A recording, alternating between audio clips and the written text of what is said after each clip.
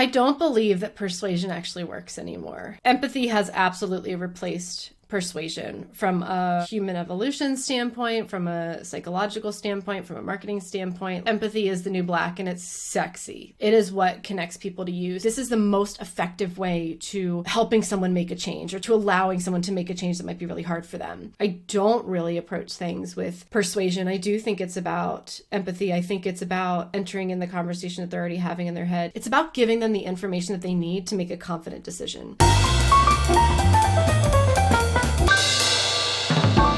Welcome back to the Honest Marketing Podcast, where you learn proven strategies to grow your business without selling your soul. And in the crazy global economic recession, shutdown, fears, what the heck is going on, kind of what we're living in, copywriting is so important as a business owner. Knowing how to write words online that help you connect with your ideal customer, relate to them in an authentic way, and help them along the process and the journey of solving problems in their life and being a guide in that process.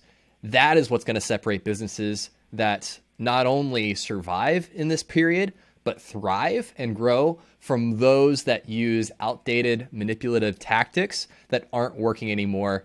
And you don't want to be in that position. So that's why I'm super excited to be able to share this interview and conversation I had with my friend Brittany McBean, who is a phenomenal copywriter and shares the ethos of this podcast, really showing up to serve, but doing it from the mindset of how do we make money? How as businesses can we support ourselves, support our employees, enjoy a profit, grow something healthy that we love to do and meets the needs of our customers. So we're going to talk about how important getting to know your audience is. We're going to talk about crafting an offer or a promise that really helps connect you with the people you're trying to serve. And then what does it look like to write sales copy? How do you create a sales page? What are the pieces you need to have in place? How do you speak to objections and overcome them? What is persuasive? What is manipulative? What is empathetic? All those things and more we cover in this episode. So make sure you stick around to the very end where I highlight my number one takeaway. But without further ado, let's dive in. So Brittany, first things first, what is copywriting? Not copywriting like trademarking something so somebody else can't use it, but like the act of writing copy. Like how would you describe that? Loaded question. There is a marketer. Her name was Judith Charles. I say was. I'm honestly not sure if she is alive or dead. I think this was a while ago. But she has a quote that says a copywriter is a salesperson with a keyboard, or like the salesperson behind a typewriter, something like that. I like that a lot because I think it kind of just, I don't want to be reduced to a salesperson, but I think that does kind of sum up the act and art of writing copy is about using your words to make money. And then I think the next level of that is then like strategy and messaging strategy and marketing strategy. And copy is like the last part of that, but it's also a part of that. And sometimes copywriters do both. Like I consider myself a strategist. But if we're just talking like copywriting, it is putting words on paper that are meant to make you money. So that doesn't, and for me, like include like content, like blog, social. It's not that isn't copy. It's just a little different. If that makes sense. Right. The intent is different when you write a blog versus a social media post or something like that. You're not trying to trigger a sale on the back end of that post necessarily. Not usually. Right.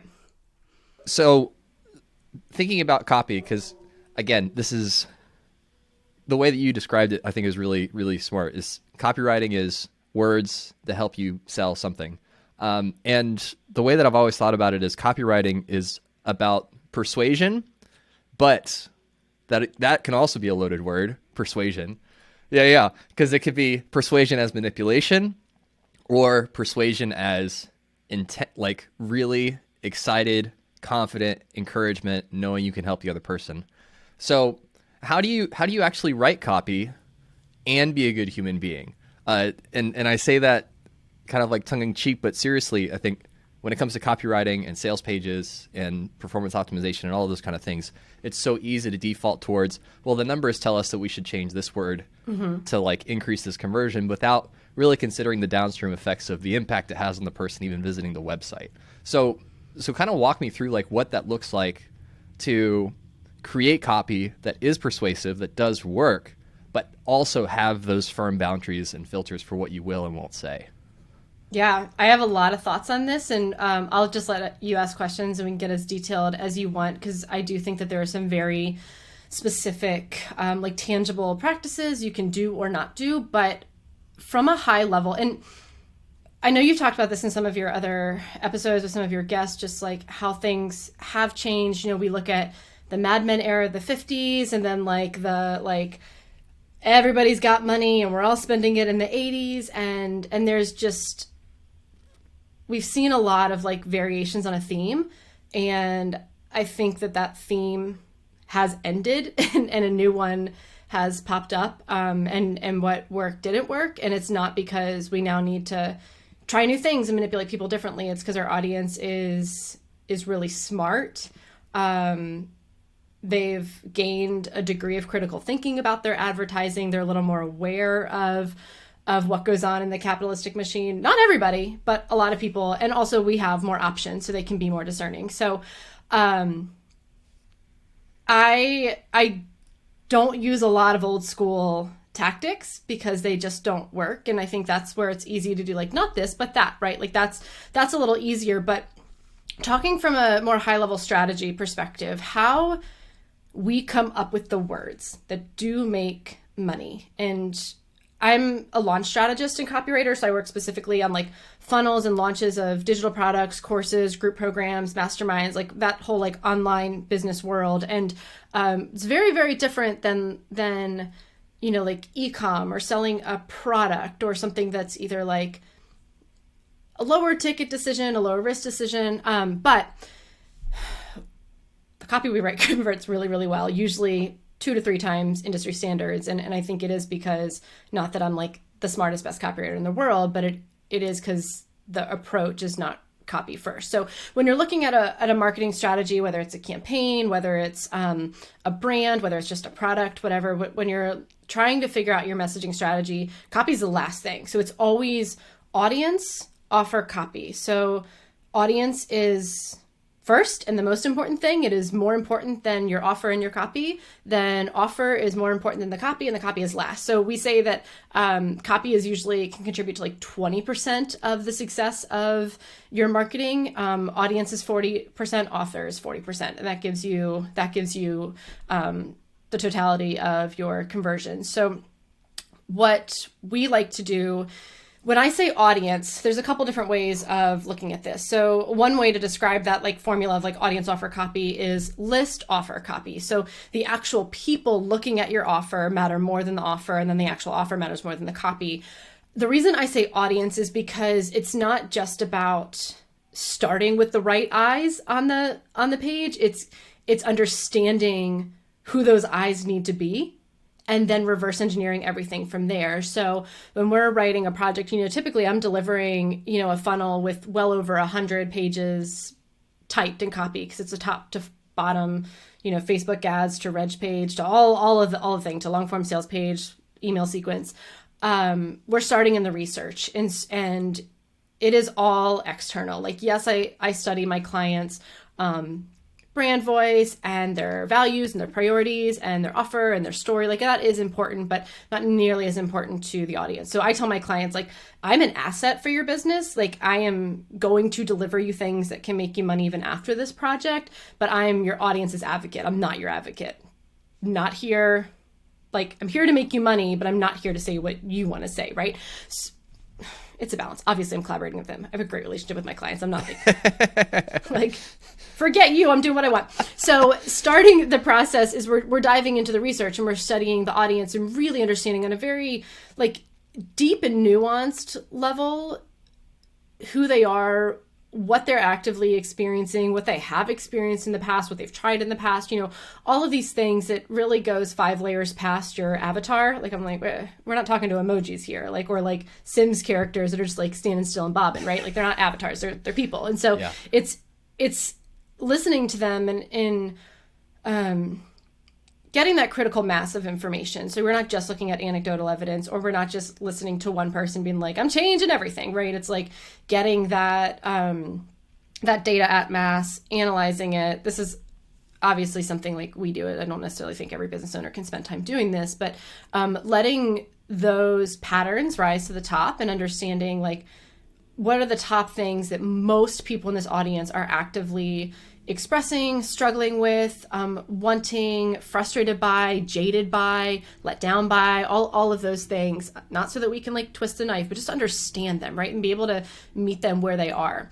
So then we look at that and then we say, okay, next is offer, right? Like we got audience. And so we know that these are the people we're talking to. We have clarity. We can actually look at the pie charts of what's going on with these people and then run the offer through that filter. So then we're looking at whether that offer is our website, because that encompasses like our whole brand, whether it is like, all right, we're really trying to get people on our blog, we're trying to get people on our YouTube, or we're usually a product that we're trying to get people to buy, right?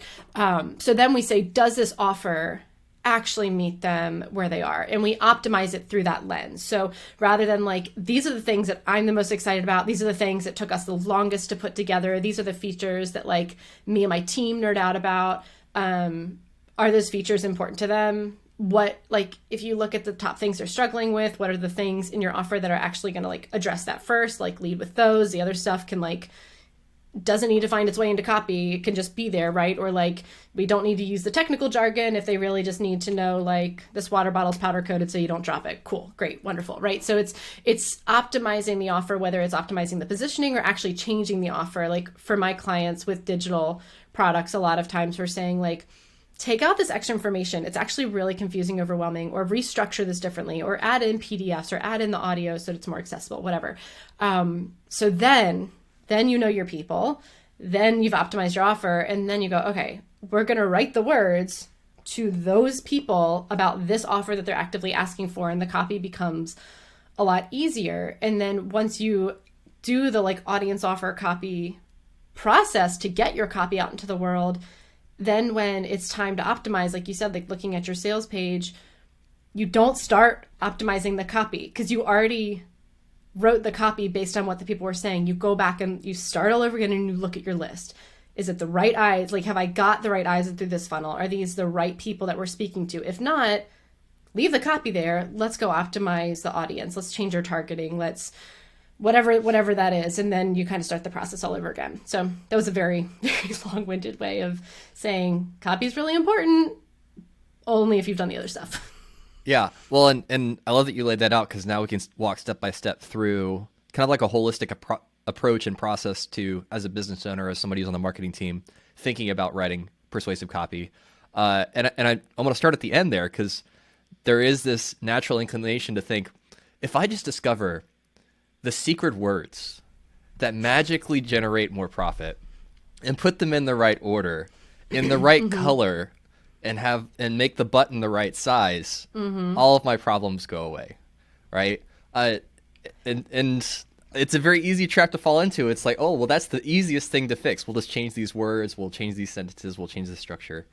But like you said, if people are coming there and they're not the right people, or if they're not even connecting with what you're trying to offer them, there's no secret chord that David plays to the Lord that's going to save your sales page. Nope. I mean, copy formulas are a great place to start when you're trying to like structure something. I think a lot of them are outdated, and a lot of them, like even the most popular one, PAS, problem, agitate, solution, like it is dependent on you twisting the knife in someone's trauma. Not a fan of that one. Like not, but copywriting techniques are great if you're not feeling super skilled or strong or experienced or knowledgeable in that area, but it's kind of like a spork. Like it seems like it's gonna like fix all your problems, but it breaks really easily. Yeah. So let's go back to the beginning, talking about audience and really optimizing that part of the process. What are some of the things that you do when you're trying to get to know somebody who would benefit from the business that you've been hired to write copy for? Because I think that's a valuable skill, regardless of whether you're writing copy or not. As a business owner, if you don't know the problems that your customers and your prospects are dealing with, it's gonna be very difficult to build a profitable business. Because at the end of the day, it's a value exchange, right? They're giving you money because they perceive that the value of the thing that you do is worth more than the money that they're giving you, right? And so talk through that. Like, what is your approach when you're trying to get to know someone's customers, the people behind the product, and starting to understand the things in their life they wish were better? Yeah, I think market research, like, it's a broad term. It sounds overwhelming, or it can sound really easy if you're like, I just do this thing. But I think it is the most important thing a business can have in place as a system and as like a way of like talking to its people.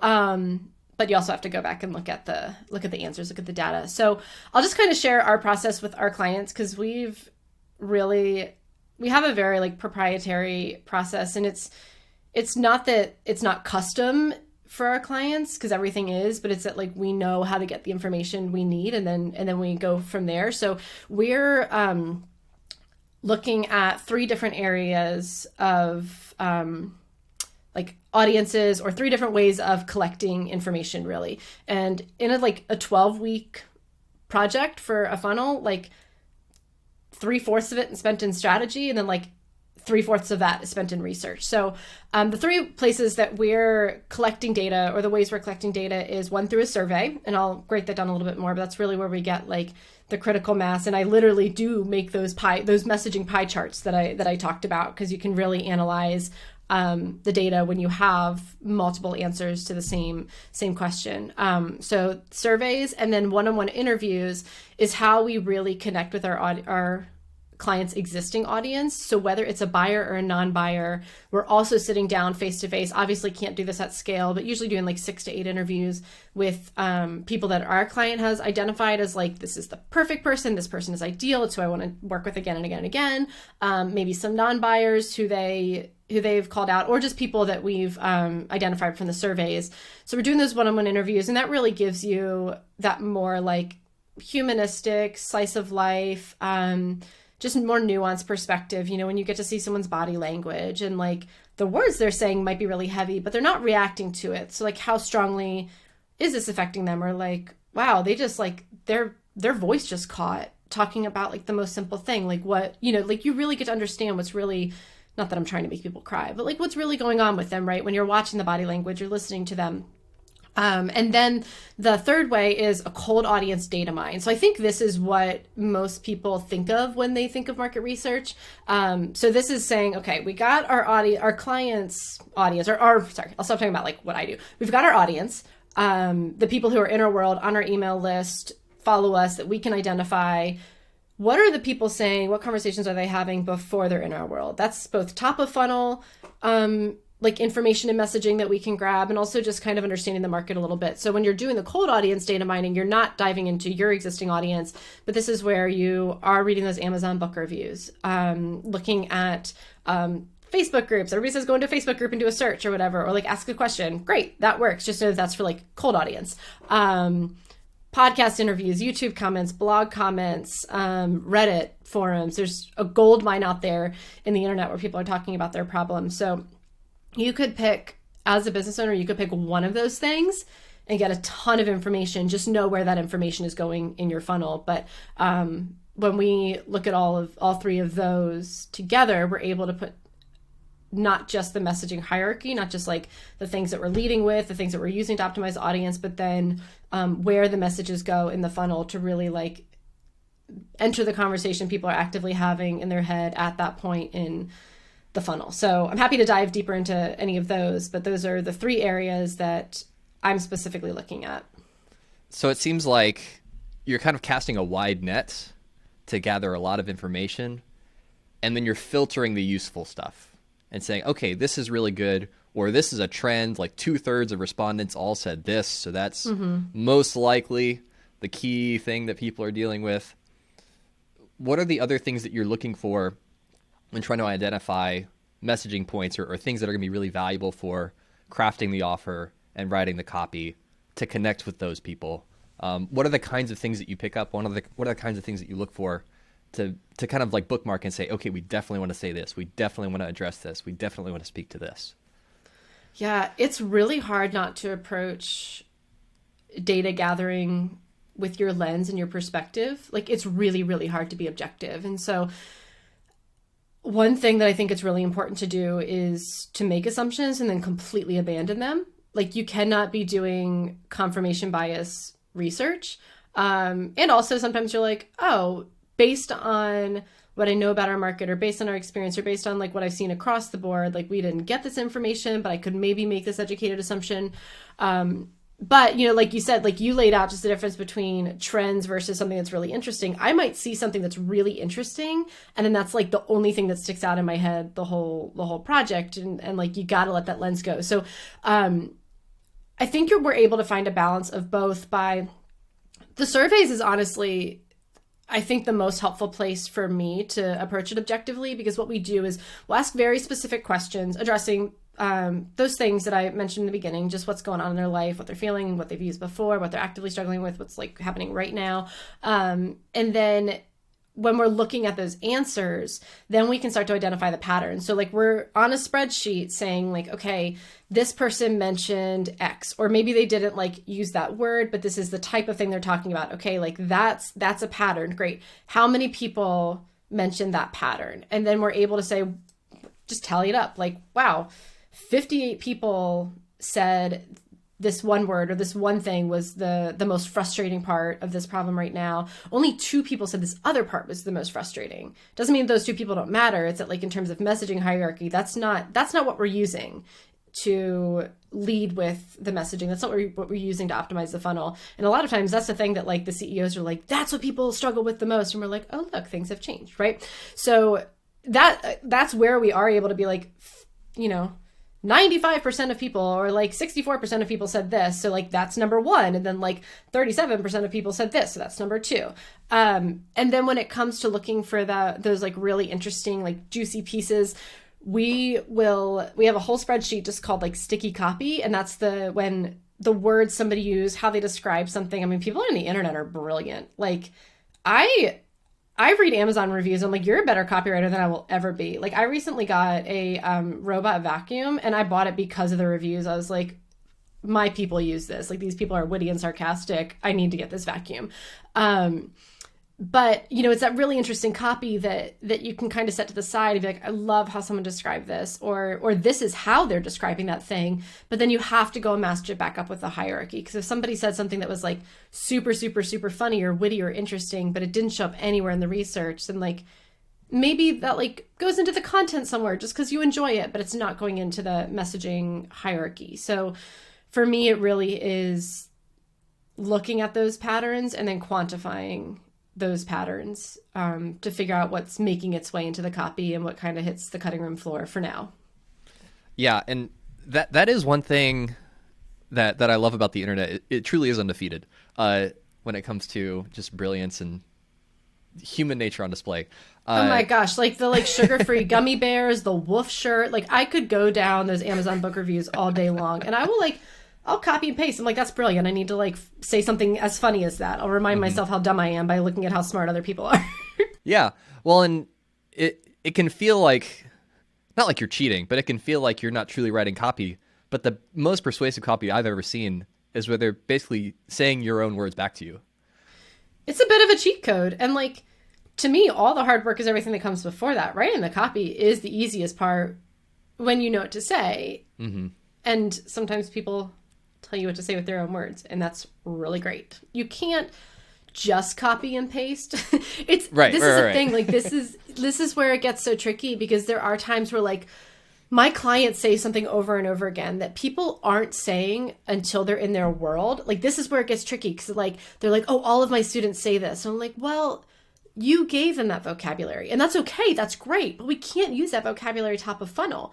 But that is something they're connecting with. So keep saying that, like, absolutely. But that's not their words. Or it's like somebody maybe has expressed something to us that, or we've been able to look at the information and like intuit like a next level. And it's like, that's really, really, really, really painful. And like, people aren't ready to acknowledge that, or they don't want you to know that about them before they really trust you. So like, even though we know that's happening, it's not making its way into copy, because it's either like triggering, or it's just a little too like big brothery. Like, no thanks, I'm not ready to talk about like how my weight loss actually affects my life. I just want to talk about how my jeans fit. I'm talking about that from a personal level. I'm not here like pushing diet culture. So yeah, it is this balance. And then, you know, sometimes we really just need to say what we believe they need to hear, And sometimes we use their words and sometimes we use our words, because if you can listen to someone, like really listen to someone, and then summarize or reflect back what they're saying in a more concise or precise way, then they're like, yes, that's exactly how I feel. I didn't even know to say that, but that's exactly it.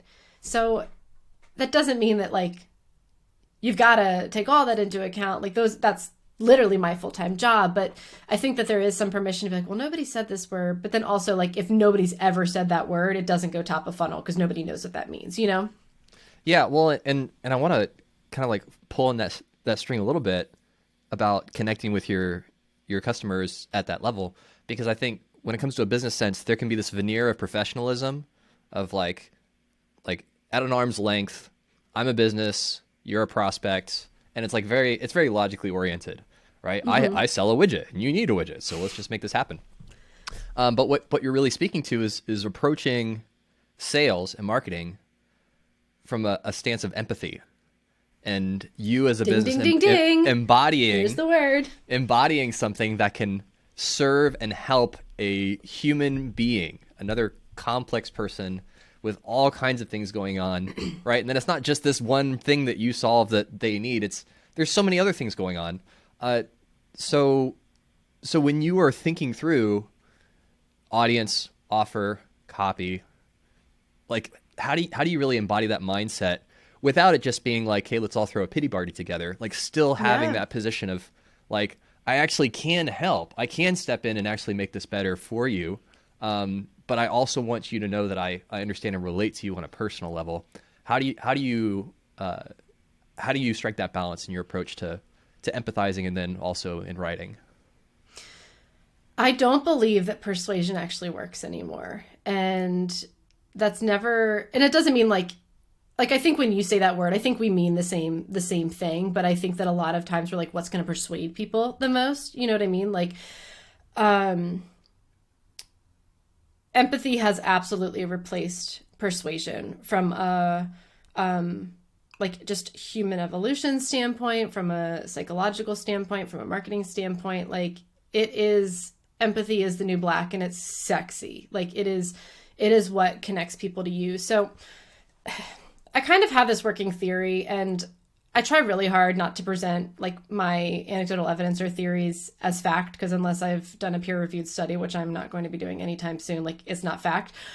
But my husband's a therapist, and he specifically, and therapists are not there to manipulate you. They're not there to make you change or make you do anything. And they're really not there to give advice. If your therapist is giving you advice, you have a bad therapist. But he specifically, he works in substance use and trauma and addiction. And he uses a modality that is really a way of having a conversation with someone that helps them figure out what they want, that draws out their values and their priorities, and then helps them make a plan to change based on that. And so when he started learning this, I was like really confused. Like I was like, based on research, like actual research, not my idea of research, like peer-reviewed actual studies in the therapeutic world, like this is the most, and it's very empathy-based. Like this is the most effective way to helping someone make a change, or to allowing someone to make a change that might be really hard for them. And a lot of times our buyers, clients, students, audiences are like actively seeking out making a change. And this entire modality is completely antithetical to telling people what to do, to manipulating them with their emotions, to believing that you know better than them. And yet to tricking them, you know, to pressuring them, to persuading them, like they literally tell you like persuading someone is the fastest way to destroy this process, this change process. But then I look at like the 6, what are they called? Like the 6 weapons of influence, you know, that we all use: the urgency and scarcity, the social proof, the law of reciprocity. And it's all about manipulating someone. Like if I tell someone I'll give you this, then you feel obligated to give me this. That's manipulation. But that's what most of our sales tactics are still based on. So I kind of had this crisis of like, wait a minute, this is what research says like actually works with people who are wanting to make a change, and it's actually faster and easier and better and in their best interest. But like, this is what all the marketing says and all the, you know, the advertising knowledge that we have. Like, where's the disconnect? And I was actually like workshopping this with my husband, and he was like, well, like when was all of that stuff written? I was like, well, honestly, mainly the 50s, you know, like Mad Men, and then kind of like revised in the 80s. And he was like, okay, well, what were they selling? And I was like,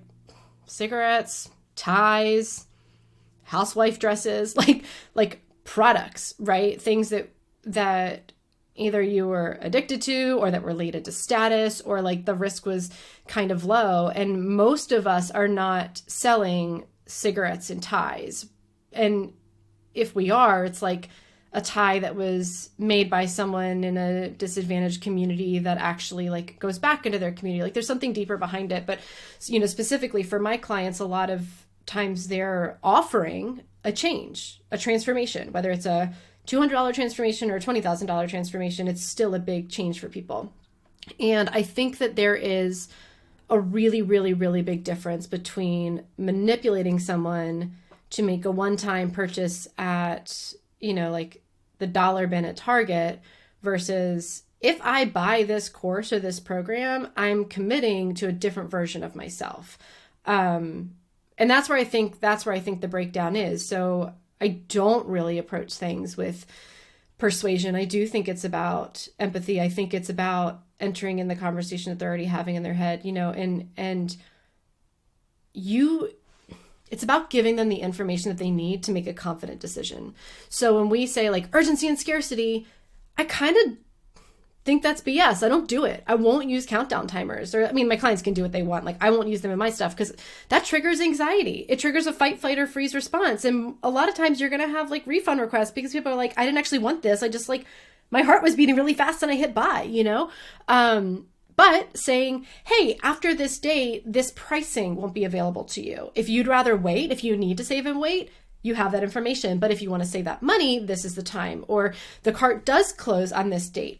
This is just information. We're giving them information and reflecting back their experience enough to let them know that you see them, you hear them, like you understand them on a deep level, and you're validating them. You're not trying to change them. You're not saying you can't afford not to do this. You can't say, do you think lazy people do this? No, like only like the top 5% do this. Or what are you going to do with your life? You know, that is so manipulative and honestly verbally abusive, you know, but saying like, hey, it's really difficult to make a change. And especially when you've tried things before that didn't work for you.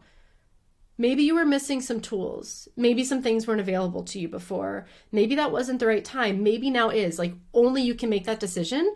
But in order for you to make that decision, I want to give you the information. So these are the resources or tools inside of this product or this program that you may not have found before. And they're going to solve these specific problems for you because of this, or like, these are my values. If that's a good fit for you, then like, we're probably going to work really well together. If that's not a good fit for you, we're not going to work well together, right? It's just about giving them the information they need to make that decision based on what matters to them, and then structuring that information so that you're meeting them where they are, you know? Yeah, and I mean, I just think of the classic sales movie quote, you know, always be closing. ABC, baby. ABC.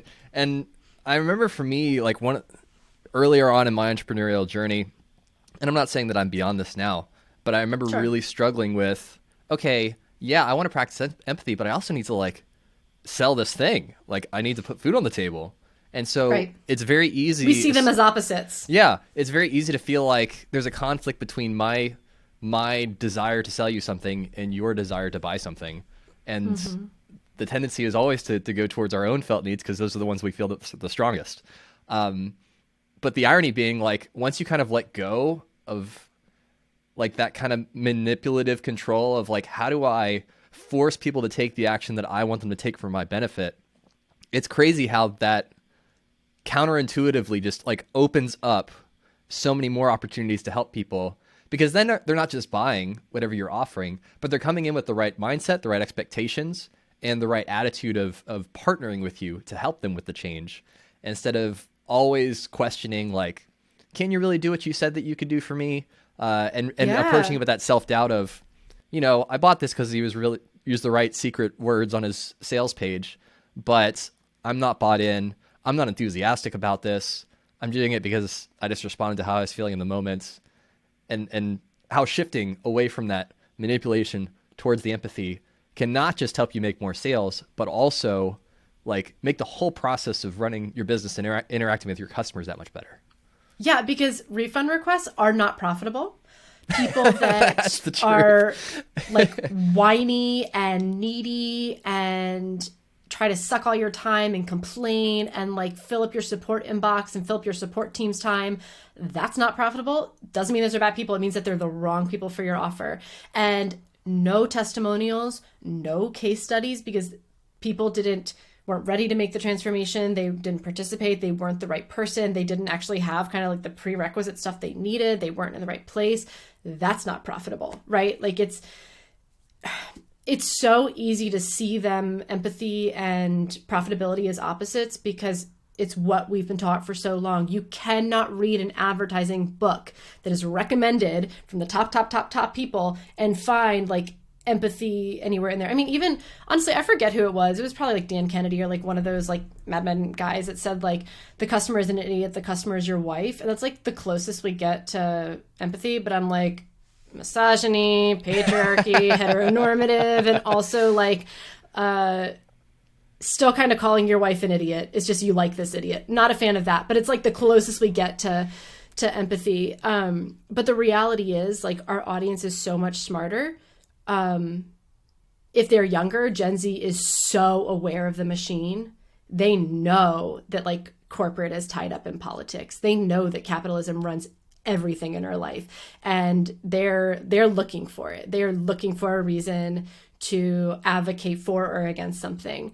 Older generations, millennials, older generation, Gen X, we've seen all the cheesy Super Bowl ads. We've seen all of the like direct mail win $1,000, $10,000. You know what I mean? Like, and even now after the big boom of 2020, when everyone and their mother launched to us using one very specific style of live launching and webinars, all from like the same program from the same people, the audience has seen it all and they are skeptical. They know that if they're signing up for a webinar, you are going to pitch them. And the whole time they're like, I want this information. Is it worth it? Is it not worth it to hear the pitch? And the whole time they're like, what's the catch? How gross are you? Like they're willing to see. They're like, I think I know what this is. I kind of know what this is. I'm willing to see. But like, if you pretend like the webinar is not a webinar and then pitch them at the end, people are like, that's gross. Or if you're like, hey, join my mastermind, but you have to spend 30 minutes on a sales call with me before I'll even tell you the price, that's gross. People are like, that doesn't respect my time. Like, if I can't afford it, I don't want to talk to you. And if I can afford it, then just tell me so I can know that I can afford it.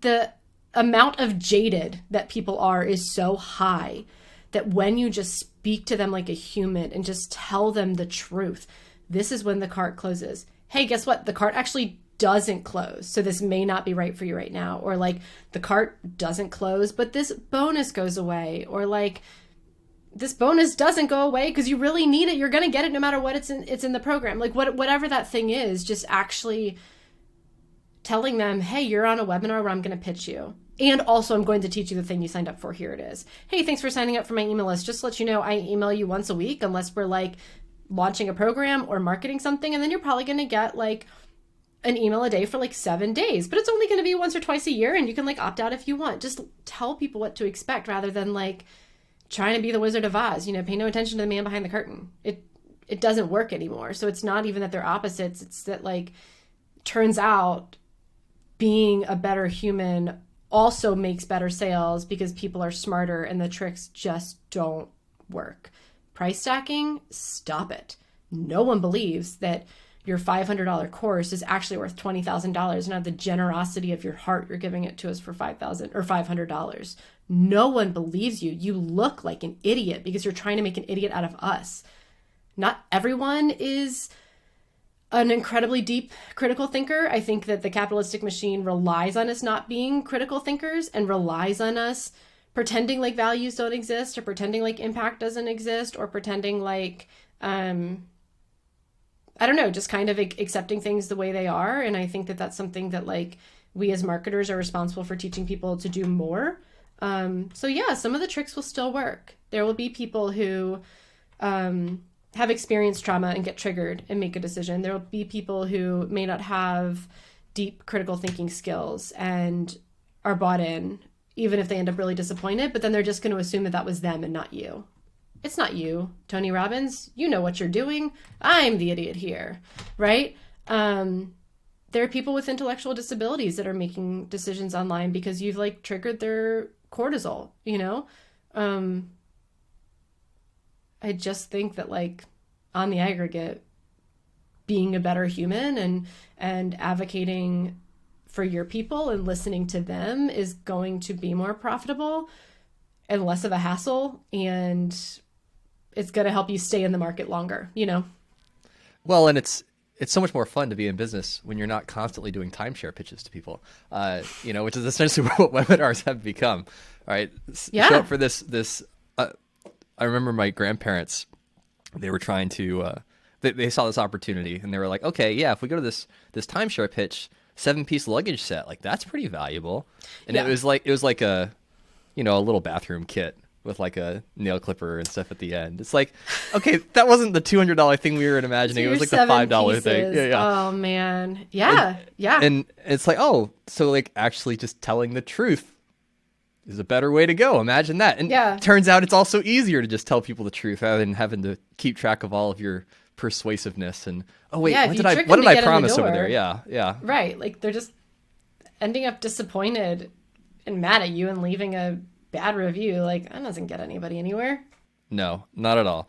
All right. So we've talked a lot about audience, which I think is really great because people will come and listen to this episode wanting copy advice, and we're gonna. Oh my gosh, do you mean we pulled the bait and switch? Yes, we did. We're the bad guys. We're the bad guys. So we're gonna deliver. We're gonna make sure that we deliver on some copy strategies now. Let's do it. So that way you cannot accuse us of doing the same thing that we're advocating against.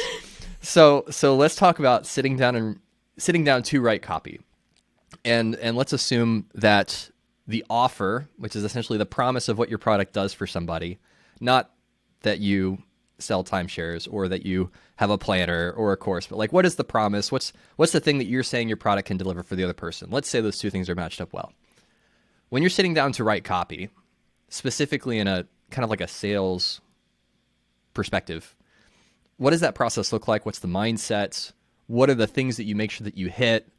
How does that conversation unfold? And kind of what are the sections and the things that people need to check off to make sure that they're having a full conversation?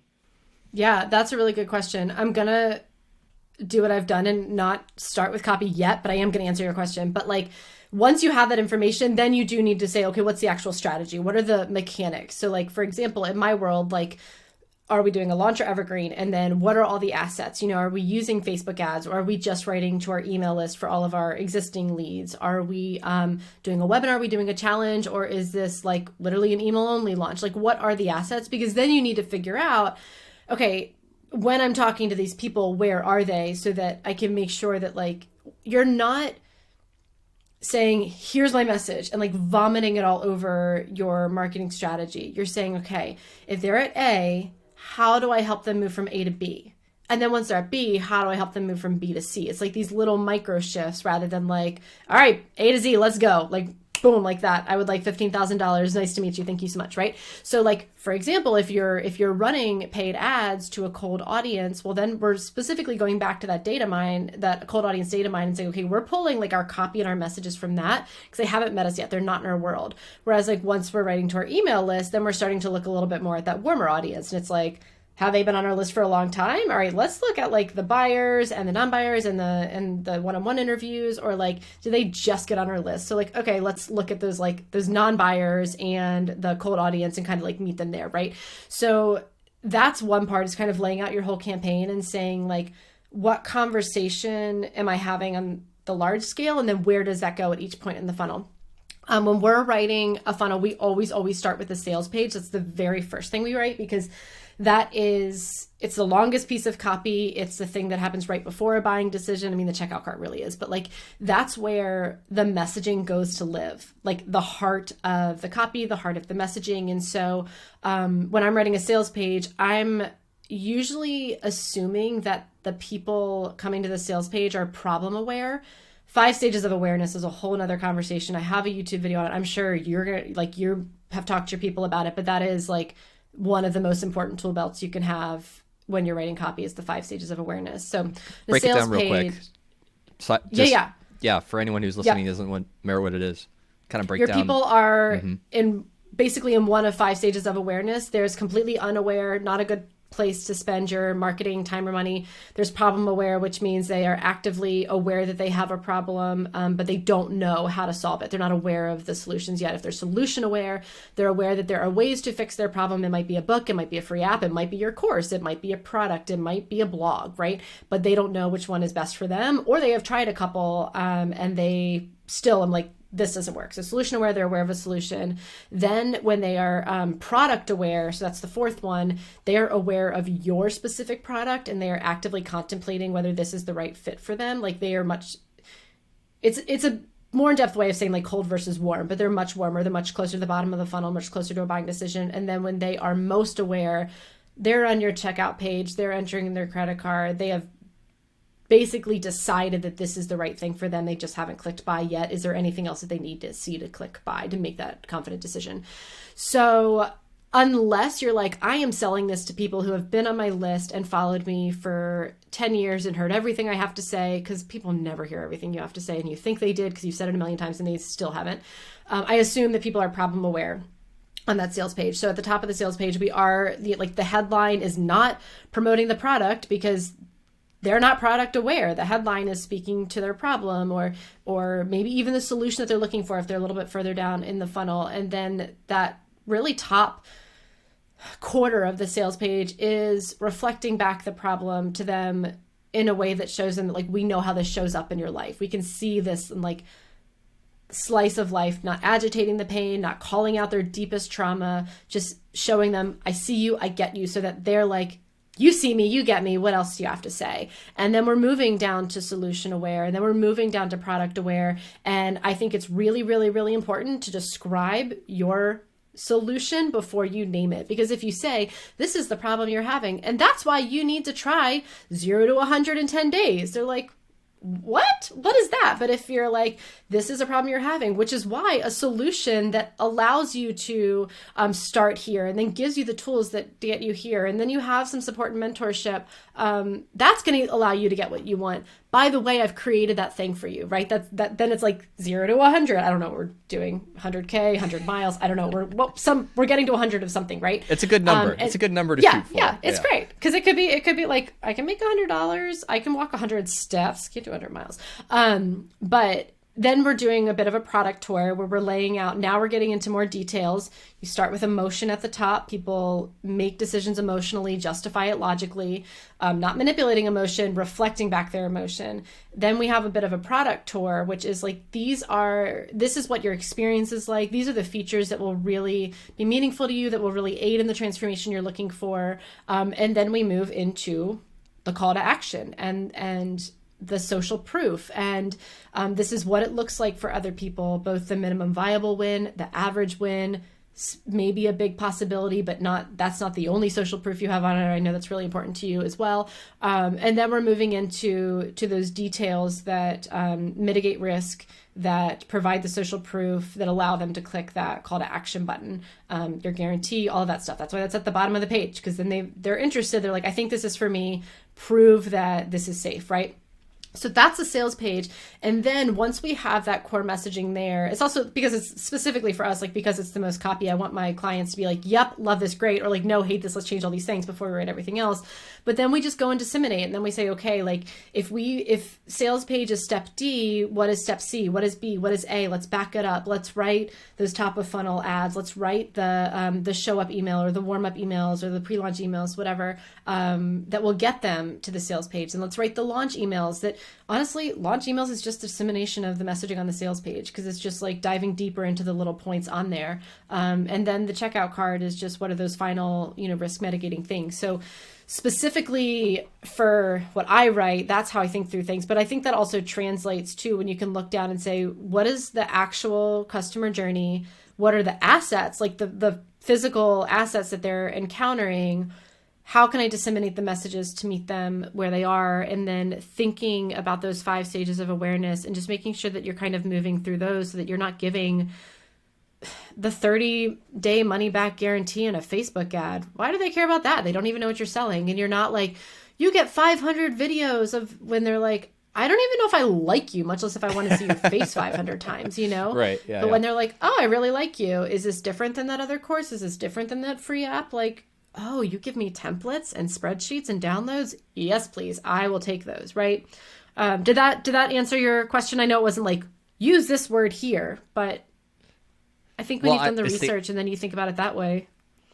It's the answer we need, right? So again, it's very easy to be like, oh, if I just put the word secrets in here somewhere, people will discern that I have secret knowledge, that once they give me their credit card, I will give them secret knowledge. But little do they know, on the back end of that is an upsell to this super secret knowledge that is only for my mastermind.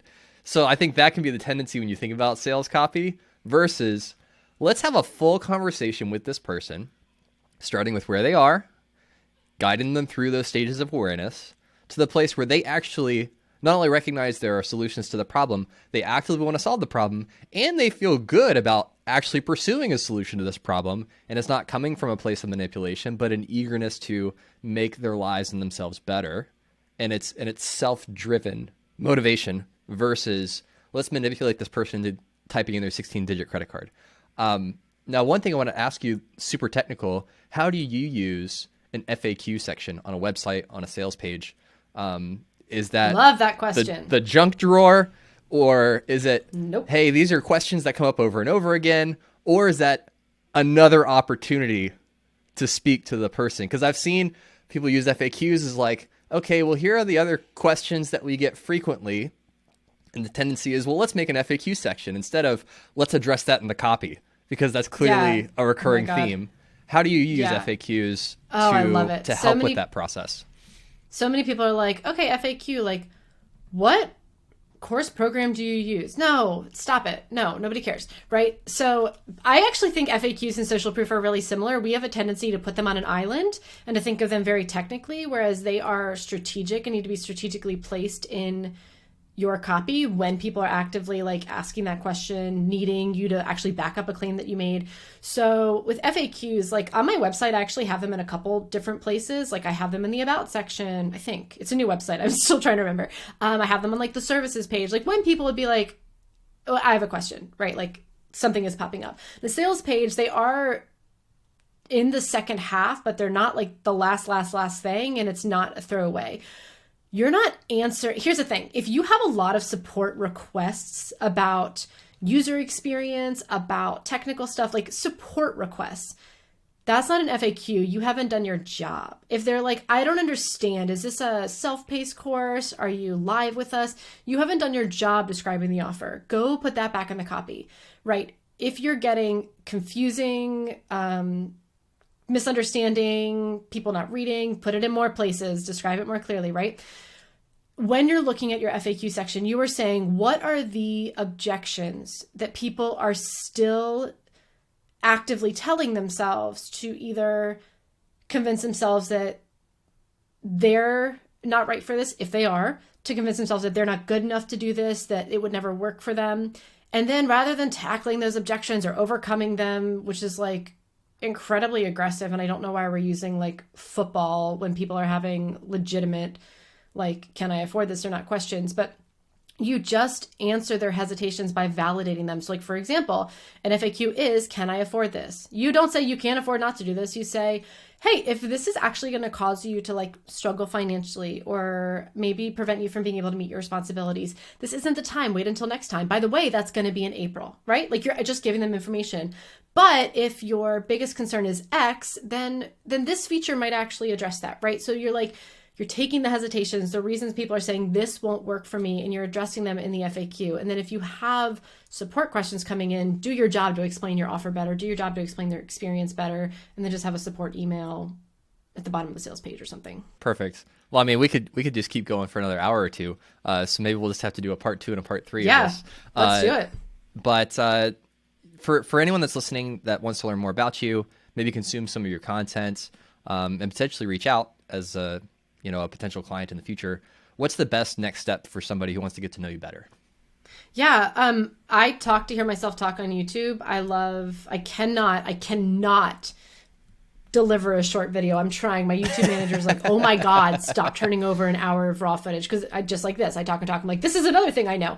But I do love to talk on YouTube, and I'm often giving high level stuff like this, but also some really specific and tangible stuff about specifically online and digital marketing. So that would be a great place. Feel free to go and binge. Feel free to hit subscribe. I'm like really famous. I have like 200 subscribers. I know. I'm making millions on there. And there's always like a call to action to get on my email list on there. So that would be a great place. And then if you're interested in working together, I have a very simple inquiry process. Do not DM me. Do not email me. I will miss it. I will miss that notification. I will forget. Just BrittanyMcBean.com/contact, and you can inquire and apply there. And that just kicks off the whole process. And then we get on a call together and go from there. Awesome. And those will be linked in the show notes if you want some quick references to be able to click off of this app wherever you're listening or watching. Go check that out. Brittany, thank you so much for your time and everything that you shared today.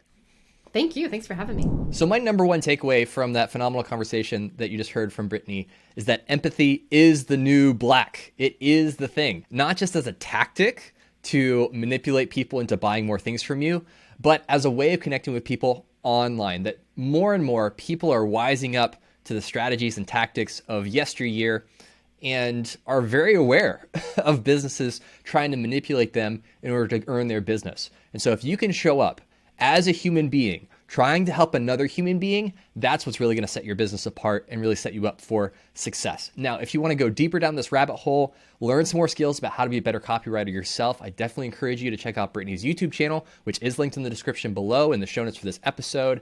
And if you are a coach, if you are a course creator, or if you have a membership and you want to overhaul your copy, your website, your launch, and everything in between, Brittany is phenomenal. So go to her website, fill out that contact form, start that process to see if you'll be a great mutual fit. Well, I hope you enjoyed this episode and got a lot out of it. And as always, be honest.